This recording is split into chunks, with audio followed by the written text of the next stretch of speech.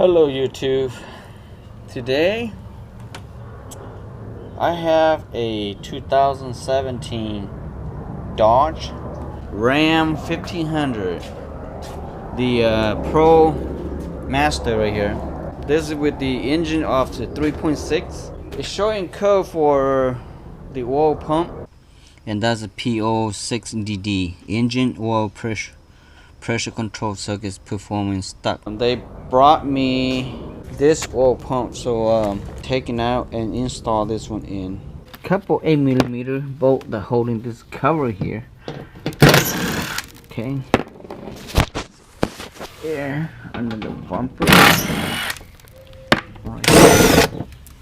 Taking down all this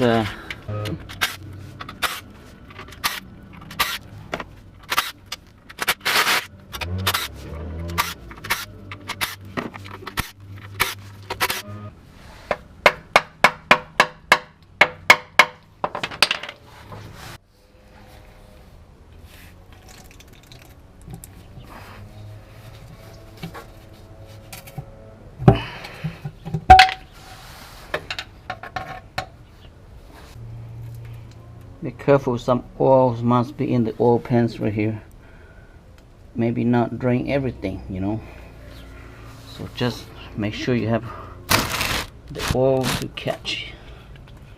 See that? See, dripping oil right now. Look at that. So I'm leaving the other bolt that holding down the other end, so it won't drop. Okay, let me take this 8mm, the chain cover. Okay. Oop, oop, oop.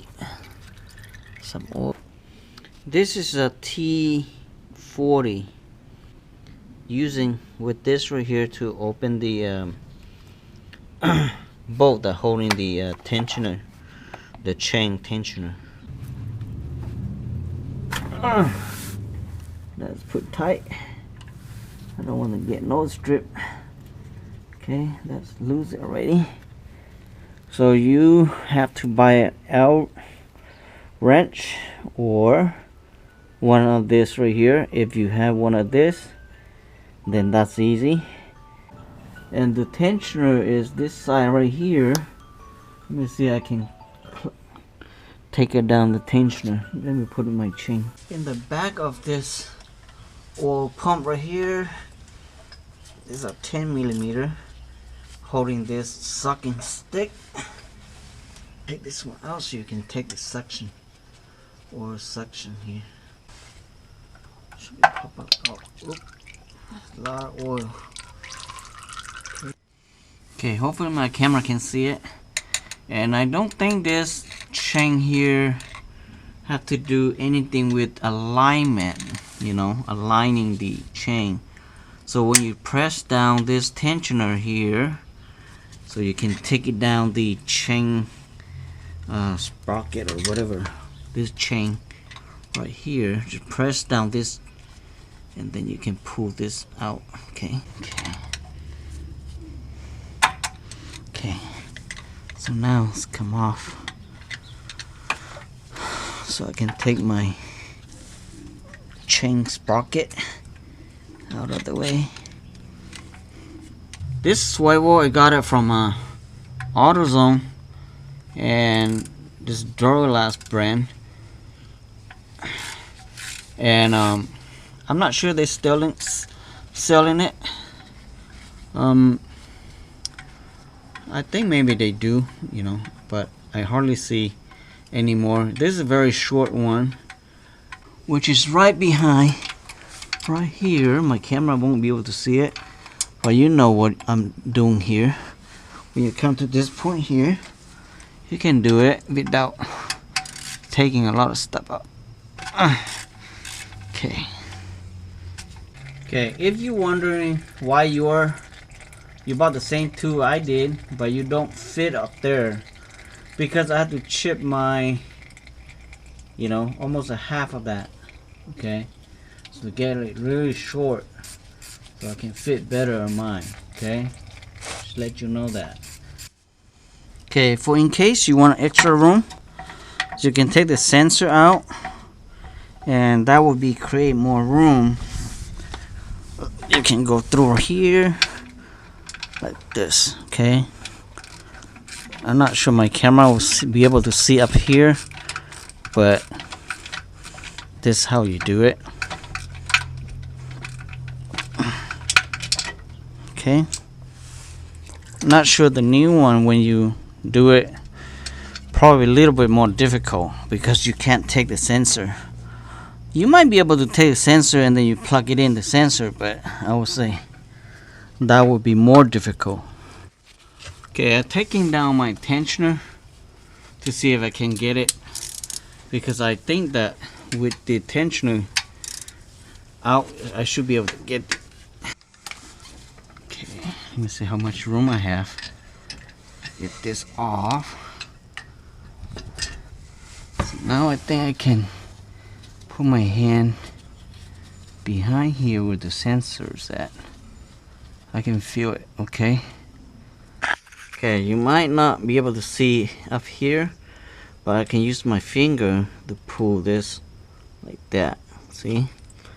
So without taking the axle, you'll be able to do it just taking down the tensioner. And there's a pin locking in the sensor in the back here, and you not be able to see by this camera here, but you'll be able to pull it. Okay, the clip is the one in this little white bag here, and this is how you pull it. So I'm using this right here because I got a hook, and just pull it like this, it come off. They have this O-ring here kind of tight, so you have to pry with this screwdriver. Okay, on this sensor here you don't have to be worried about it. You can actually, you know what, okay, what I'm going to do, just tapping like this. Okay, and then because sensors don't need it anyway, so just tapping like this, it just came off. Okay, making it easy for you. Anything that you don't need it, you just break away. See, came off like that. Easy, easy. From here, just reverse from what you taking out. Okay, I'm going to release this little clip here, so let the sensor wire hanging. When I'm done, I will take this, put this one back up. Be careful because this is very fragile. Okay, fragile, so you have to hold in your pump and then stick up like this, because you have a longer hold now.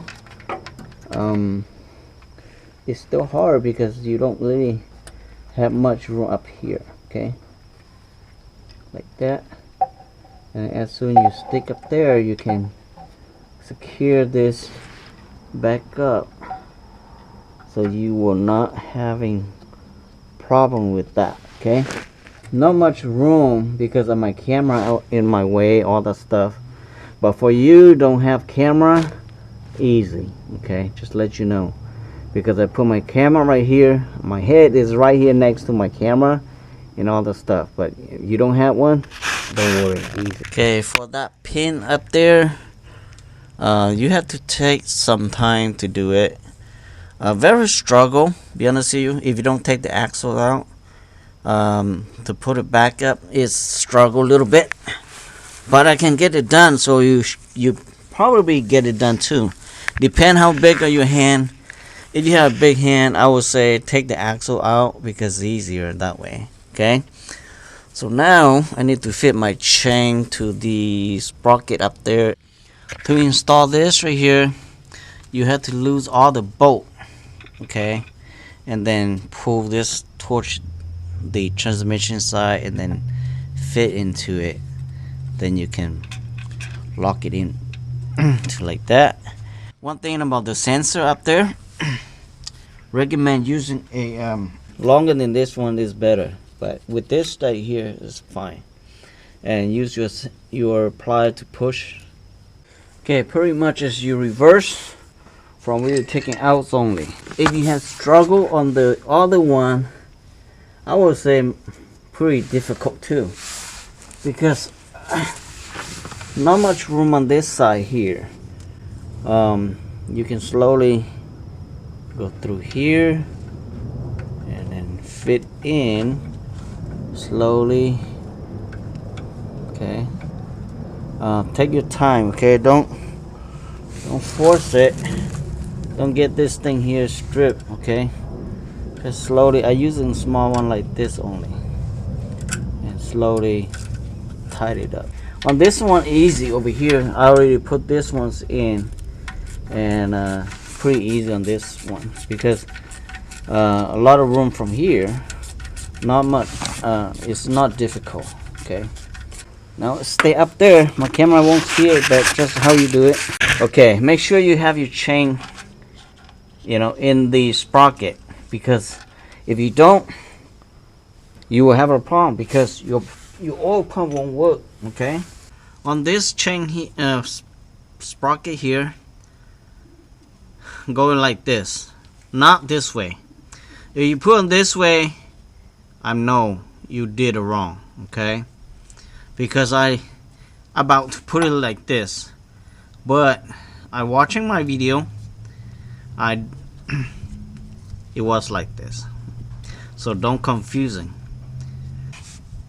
So be careful when you put this back. Not sure if you put the other way it will work or not, but I don't know. So you put your chain in, you can slowly turn your oil pump to align with that chain right here, and then slowly pry this tensioner and then fit in to see if you can do it. Okay, it's pretty easy. That's it. And then you put this in. I don't think my torque wrench will be fitting here, so I use hand tights only. Okay, I would do hand tight.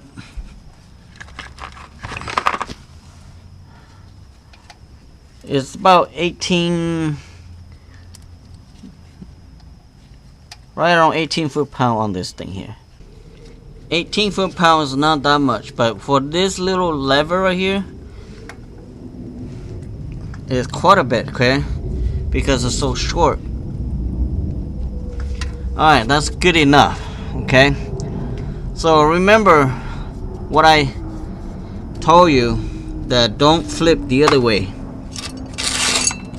That will be the wrong side for that. Alright, on the back here, take this one out. You can reuse it, it's not a big deal on this. Okay, but supply with a new O-ring. Can't really see. Okay.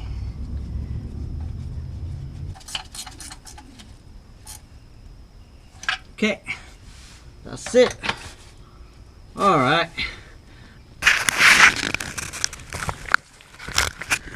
Okay, this right here, the most difficult is the bolt down here. That's it. And to take that plug here, if you don't take the axle, that's the hardest part too.